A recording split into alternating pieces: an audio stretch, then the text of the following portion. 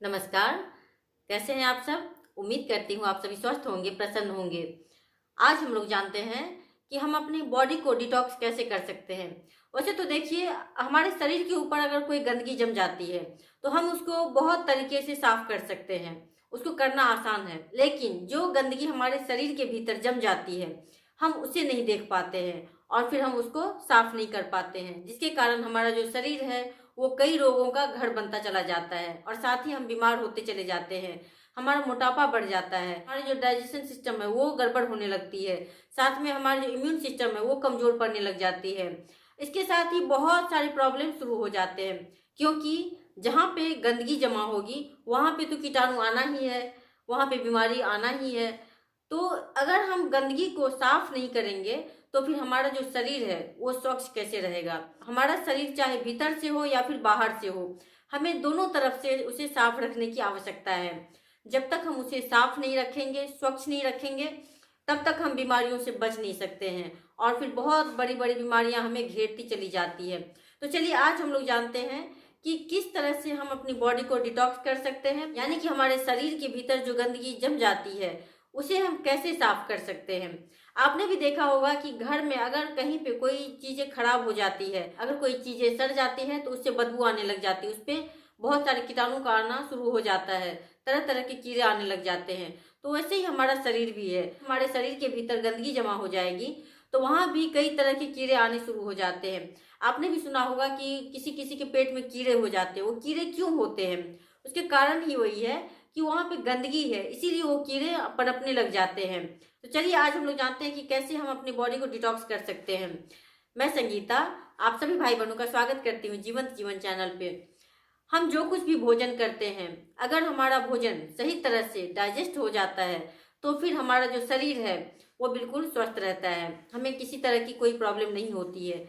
लेकिन ऐसा होता नहीं है, क्योंकि आज के समय में हमारा जो काम है वो अलग तरह का हो गया है। हम अधिकतर समय बैठे होते हैं और भोजन जो है बहुत ही भारी भारी खा लेते हैं, तो हमारा जो भोजन है वो पचता नहीं है, सड़ता रहता है। और जब कोई चीजें सड़ेगी तो उससे फिर तो गंदगी ही होगी और फिर इससे कई बीमारियां भी हो जाती है। तो हम किस तरह से हम अपने भोजन का ध्यान रखें ताकि वो जो भोजन है हमारे शरीर में सड़े नहीं, बल्कि हमारे शरीर में जाकर वो डाइजेस्ट हो जाए और फिर हमें उससे जो मिलना चाहिए वो हमें मिल सके। तो आप जो कुछ भी भोजन करते हैं उसमें बहुत कुछ ध्यान रखने की आवश्यकता होती है, लेकिन आप बहुत कुछ ध्यान नहीं रख पाते हैं तो भी कोई बात नहीं। आप छोटी छोटी बातों को अगर ध्यान में रख लें तो भी आपका भोजन सड़ेगा नहीं बल्कि पचेगा।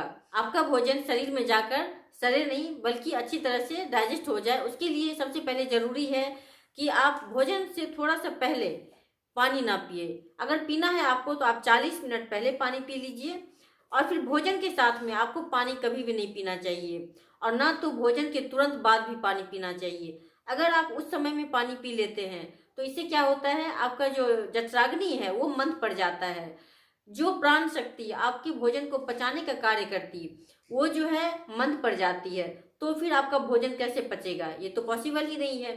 फिर क्या होता है कि वो भोजन जो है सड़ने लग जाता है और जब भोजन सड़ने लग जाता है तो फिर हमारा शरीर जो है बीमारियों का घर बनता चला जाता है। तो इसीलिए पानी का बहुत ही ज्यादा ध्यान रखना है। आपको भोजन से पहले यानी कि 40 मिनट पहले आप पानी पी सकते हैं। भोजन के साथ में कभी भी पानी नहीं पीना चाहिए। अगर आपको पानी पीना ही पड़ता है तो ऐसा करें कि हल्का सा गुनगुना पानी लें और बीच में 1 या 2 सिप आप ले सकते हैं, उससे ज्यादा ना ले। साथ ही आप भोजन के तुरंत बाद आप पानी ना पिए। भोजन के 1 घंटा के बाद आप पानी पी सकते हैं। जरा आप ही सोचिए कि अगर आग जल रही हो और उस पर आप पानी डाल देते हैं तो क्या होगा? वो तो बुझ जाएगा, फिर वो अपना काम तो कर नहीं सकता है, कैसे जलेगा वो? तो सेम चीज हमारे पेट के भीतर भी है।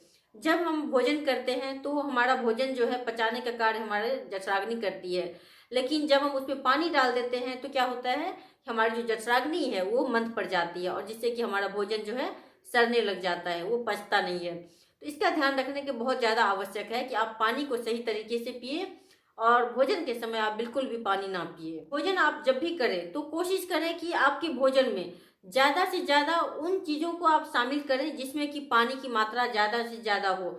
जिस भोजन में पानी की मात्रा अधिक होती है वो भोजन हमारे लिए पचाना बहुत आसान होता है।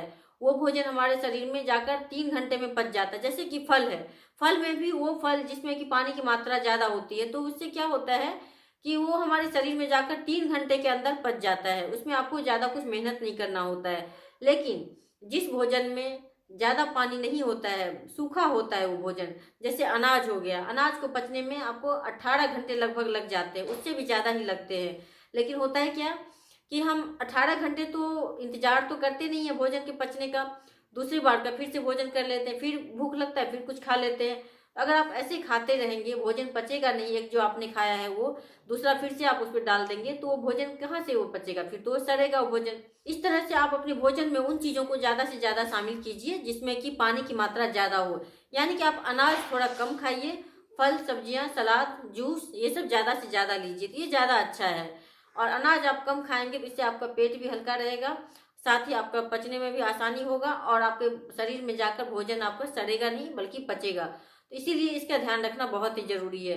अगर आप चाहते हैं कि आपका जो शरीर है भीतर से बिल्कुल साफ रहे, तो फिर आपको ये अपनाना ही होगा। अगर आप नहीं अपनाते हैं तो फिर आपके शरीर में भोजन वो ठीक से डाइजेस्ट भी नहीं हो पाता है। फिर क्या होता है कि हम खाते सब कुछ है लेकिन हमारे शरीर में कुछ लगता नहीं है, हमारे शरीर में हमेशा कुछ ना कुछ की कमी बनी रहती है और फिर हमारा शरीर जो है वो बीमारियों का घर बनता चला जाता है। तो इसीलिए ये ध्यान रखें कि अपने भोजन में प्लांट से आने वाली जो चीज़ें हैं उसको ज़्यादा से ज़्यादा आप शामिल कीजिए और इससे देखिए कि आपका जो शरीर के भीतरी गंदगी जो है वो धीरे धीरे बाहर होने लग जाएगा और आपका शरीर बिल्कुल हल्का होने लग जाएगा। अगर आपका वेट ज़्यादा है तो वेट भी कम होने लग जाएगा और आप कई बीमारियों से बच जाएंगे। अगर बहुत बड़ी बड़ी बीमारियां हो भी गई है तो उससे भी आप बच जाएंगे। तीसरा है वो है उपवास। अगर आप उपवास करते हैं तो बहुत ही अच्छा है। वैसे आज के समय में उपवास करना बहुत ही कठिन हो गया है, लोग नहीं कर पाते हैं। लेकिन आप अगर समझिए कि दिन भर में अगर आप फल खाकर भी रह लेते हैं, कभी 15 दिन में एक दिन भी, तो भी बहुत अच्छा है। इससे क्या होता है कि आपके शरीर में जो प्राण शक्ति है उसको थोड़ा सा मौका मिल जाता है आपके शरीर को हीलिंग करने के लिए। जब आपकी प्राण शक्ति आपके शरीर की बीमारियों का हीलिंग करती है तो इससे क्या होता है कि आपकी जो बीमारियां हैं वो समाप्त होती चली जाती है और फिर इससे आप स्वस्थ होने लग जाते हैं। लेकिन उस प्राण शक्ति को हम मौका ही नहीं देते हैं कि वो हमारे शरीर में जाकर हीलिंग करे। वो तो हम केवल उसे पचाने का ही कार्य दे देते हैं, क्योंकि हमेशा कुछ ना कुछ खाते रहते हैं।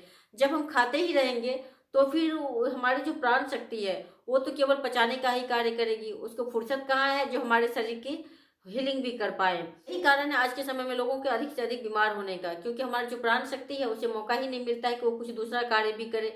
हमें स्वस्थ रखने का जो कार्य है वो कर ही नहीं पाता है।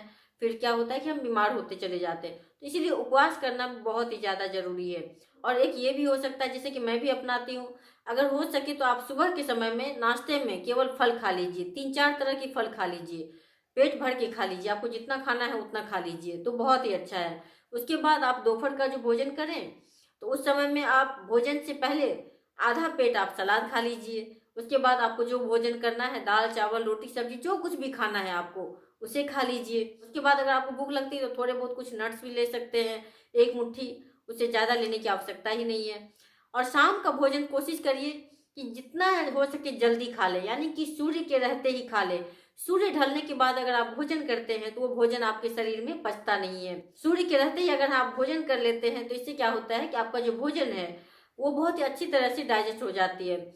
और अगर आप सूर्य ढलने के बाद भोजन करते हैं तो आपकी जो जठराग्नि है वो मंद पड़ जाती है, फिर आपका भोजन जो है वो ठीक तरह से पचता नहीं है। और फिर रात में सोने और खाने के बीच में अंतर भी होना चाहिए। अगर आप जल्दी खा लेते हैं तो इससे आपको समय भी मिल जाएगा। सुबह उठते ही जैसे ही आप उठते हैं आपकी नींद खुलती है, उस समय में कोशिश करिए कि आप कम से कम 2 से 3 गिलास हल्का गुनगुना पानी पी लीजिए। इससे आपका पेट बिल्कुल साफ होगा और आपका पेट अगर साफ हो जाएगा तो इसके आपके भीतर जो है गंदगी जमेगी नहीं। पॉइंट आता है वो है डीप ब्रीदिंग। बहुत सारी गंदगी ऐसी है जो कि हमारे शरीर से बाहर नहीं जा पाती, चाहे हम पानी पी ले या कुछ भी कर ले, वो हम डीप ब्रीदिंग के द्वारा बाहर कर सकते हैं। तो आप प्रत्येक दिन कोशिश करें कि थोड़े समय डीप ब्रीदिंग जरूर करें। डीप ब्रीदिंग से बहुत सारी समस्याएं ऐसे ही समाप्त हो जाती है। तो आप इसे जरूर कीजिए, फिर देखिए कि आपके शरीर की जो गंदगी है वो धीरे धीरे बाहर चली जाएगी और आप बिल्कुल स्वस्थ हो जाएंगे। तो यही तरीका था आपके शरीर को डिटॉक्स करने का। आप भी इसे जरूर अपनाइए और अपने शरीर को स्वस्थ रखिए, साफ रखिए। धन्यवाद।